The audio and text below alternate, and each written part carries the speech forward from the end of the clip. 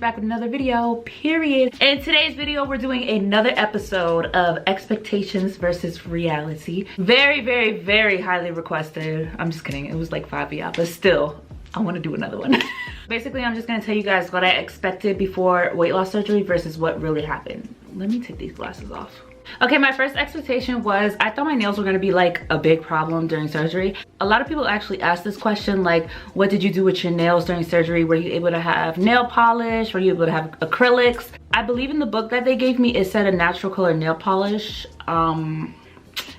Yeah, if you know anything about me, nails will never be natural. Actually, when I went to get my nails done, it was like a huge like ball type of design. It was so cute, but I was like, oh shoot, I don't know if they're gonna make me like take my nails off. But I was totally fine, nothing happened. They didn't say nothing about my nails. They were able to put the thing on my finger. What I did do was I went shorter with my nails so it would make it a little easier, but I didn't do like a natural color. They were like pink, black, white. It was a lot. Like, look at my nails now. Yeah, we don't do natural nails, sorry. I'm a very extra girl. Another thing I expected was to stay longer in the hospital. They did tell me I was gonna stay 1 or 2 nights, but I went home the next day, so I only stayed 1 night. I did okay with my liquids. Now, if you don't do too well with your liquids, I think they keep you longer.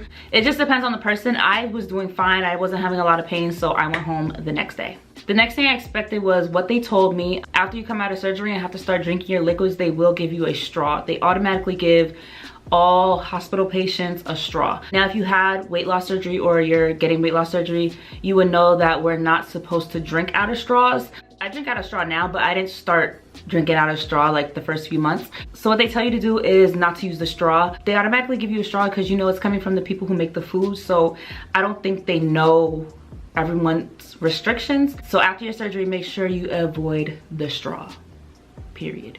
The next thing I expected was to be in so much more pain than I was. Now, let me tell you something. People were saying that this surgery was worse than a C-section. If this is worse than a C-section, I could take a C-section. But I don't know. I know it's different for everyone because surgeons, some use staples, some use glue, some use sutures, dissolvable sutures. I guess it just depends on the surgeon and their technique. I had the surgery done laparoscopically. I don't know how to say it. Basically, a robot does it. So I didn't have much pain in my incision area. Actually, I didn't have any pain in my incisions. The only pain that I had was in my chest because I did have a hiatal hernia. So they went in and took that out, and then there was like an incision in my chest area. So keeping like a sports bra on or something, it just bothered a little bit. So that's the only incision that really hurt. Another assumption I had was the gas pain was gonna be bad. The gas pain was kind of bad. It was bearable, but you felt it all in your shoulders, in your back, in your stomach. It felt like your stomach was just weighing you down. That gas pain was definitely no joke, but it went away in like a day or two, so it wasn't bad. And also I asked for a heating pad, so if you want, you can ask them for a heating pad, and that helped with, you know, back pain and shoulder pain. Next thing I expected was not to be able to eat solid food for a very, very long time. And yeah, I had my surgery December 16th, 2019, and I ate February, I had it written down, I think it was like February 3rd was the first time I ate like solid food. It was sometime in February. It was around day 56. I know I remember because I was counting down the days. And yeah, I wanted to go right back to liquids because it wasn't a very comfortable feeling. So I was counting down days for nothing. My next assumption was I thought I wasn't going to be able to work for like 4 to 6 weeks. I went back to work in a week and a half. I've said this in previous videos, but I do microblading, I do brows, so I'm not lifting anything heavy, I'm not moving around a lot, but I went back to work in a week and a half. And I was just fine. I took 1 client so that I was able to still get my liquids in. I wasn't taking too many people at once. But if you do lift heavy things and you're moving around a lot, I think the time frame is like 4 to 6 weeks that you should go back to work. My last assumption was I thought I was gonna hate the puree stage, and I was correct. I wanted nothing to do with the puree stage. Just the thought of putting chicken in a blender with water made me wanna, no. Well, some people are able to do it. They put the chicken with barbecue sauce and water in a blender and blend it all up.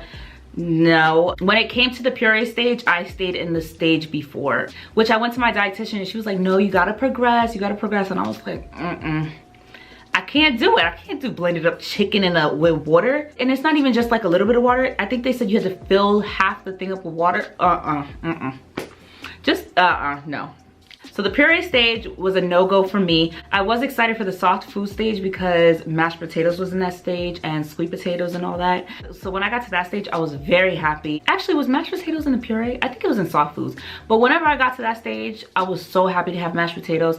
I only could eat like 1 or 2 bites, but it felt so much better to just eat something instead of drinking liquids all day. So yeah. Now if you do have mashed potatoes, once you get to the regular food stage, you want to avoid mashed potatoes because that's carbs. Enjoy some while you can, but don't go crazy on the mashed potatoes. I had it like twice during that stage, but it was enough to make me feel better. Made me feel like I was doing a little something, you know. Okay, I know I look completely different. I have to finish off the video. There's some stuff that I left out in the video, so I'm gonna add it now. I meant to talk about the incisions a little more because I really thought the incisions were going to be like the worst part of the whole process, but they didn't bother me at all. They didn't hurt or anything. Something I did expect were the incisions to be super dark once they healed. My incisions are not super dark at all. I am darker skin tone, so they kind of blend in with my skin unless you like stretch my skin out, then you can see the incision. I do put oil, shea butter, and a whole bunch of stuff on my stomach, but yeah, they're not bad. You can't really see them. There's one on the side that you can kind of see, but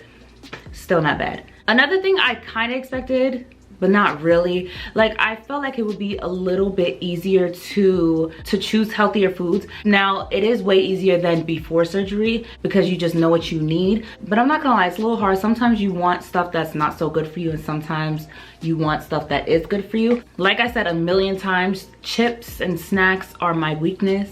I love me some chips and I love me some just little popcorns and stuff like that. So don't go into this thinking that it's gonna be easy, you're only gonna eat healthy foods. You still have to choose what you're going to eat, whether it's healthy or not. It's kind of hard, but it's definitely easier than before surgery.